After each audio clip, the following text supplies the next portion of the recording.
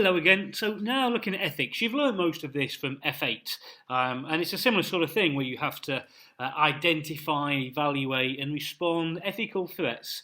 Okay, and first of all, threats to what? Threats to the fundamental principles. So let's just go with the fundamental principles.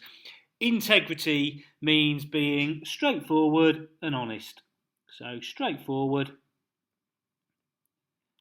and honest in all your dealings with people. Okay, so always have integrity.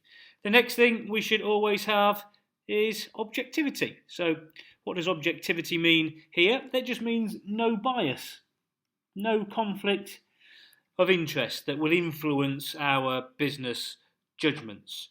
Professional competence means keeping up to date and acting diligently. Okay, so keep up to date, work hard, act diligently within appropriate standards when giving your service. Okay. Then we go on to confidentiality. And confidentiality just means between you and the client, so no disclosure to third parties. So no disclosure of information you've got to third parties unless it's been agreed with your client, of course. You can, however, disclose if there is a legal duty for you to do it or a professional duty for you to do it in terms of the public interest, okay? But the point is, don't take personal advantage of the fact that you've got this information and given it to third parties. Then finally, professional behaviour in a manner consistent with the good reputation of the profession. So in a manner, I've put better, in a manner consistent with good reputation of the profession of an auditor. Okay, so always act professionally. So just don't get into any behaviours which might bring discredit to the profession. So they're the fundamental principles that ethically we try and stand by.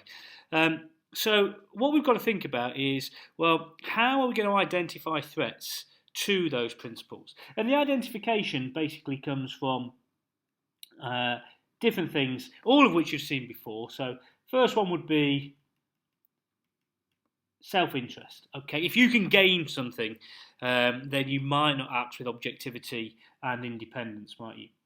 The other thing is, when you're reviewing yourself, you might not be as critical, as sceptical as you would otherwise. Okay, so if you're auditing the financial statements that you prepared, then that's obviously a threat to objectivity and independence. Advocacy. Here the auditor is expected to defend or justify the position of the client and act as their advocate. And obviously if you're doing that, then you can no longer be independent or objective. You might be intimidated. So that would be a threat to acting ethically all the time, intimidation. So intimidation to such a point that you just can't act independently because you're scared of intimidatory threats, such as we'll take our work away from you and all the revenue away from you if you don't agree to do as we say. And then finally, familiarity. If you get too familiar with a client, you may not be as ethical as you once were. So if you have too close a relationship, maybe because you've been working with them for so long, for so many years, you may not be as objective, as professionally competent as maybe you otherwise would have been. Okay, let's have a look for some examples then of all these threats. Okay, and the first one I'm going to come across is, and there's plenty of these, and I'll just go through a few of them with you, and you can look at the textbook for the rest. Financial interest. So what you've got to look for is the degree of control that we've got over it and the nature of the interest. So the more control we've got, the higher the risk. So look at the seniority of people involved. Can they control the situation? Okay, so if you've a tiny financial interest, then just dispose of it. But the interest should be disposed of, or maybe just remove the team member from the engagement if they've got a financial interest. Loans.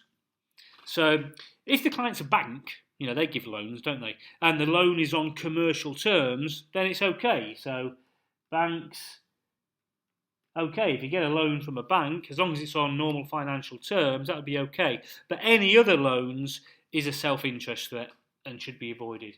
So no other loans. You can't be having, can't be getting a loan from a client, because if you do, or you loan to the client, then it's in your interest that they do well. Close business relationships is what I want to have a look at next. So that's the familiarity one, isn't it? Close business relationships. Okay, so a material joint venture may be with a client. No, can't have that. So avoid any big joint ventures with a client.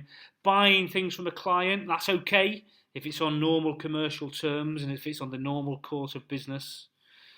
Okay, family relationships.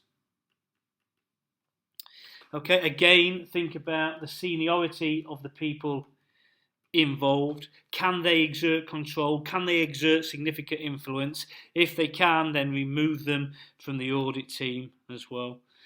Okay, recent employment with the client. Again, if the member thinks they might soon be employed by the client, that should be disclosed immediately. And there's plenty more. I'm not going to go through them all with you, because you can have a look at them. You can read as well as I can on the interactive textbook that you've got there. Okay, so we point you to that in the next bit. However, we are going to come back and deal with a bit more to do with ethics, to deal with safeguards and things like that.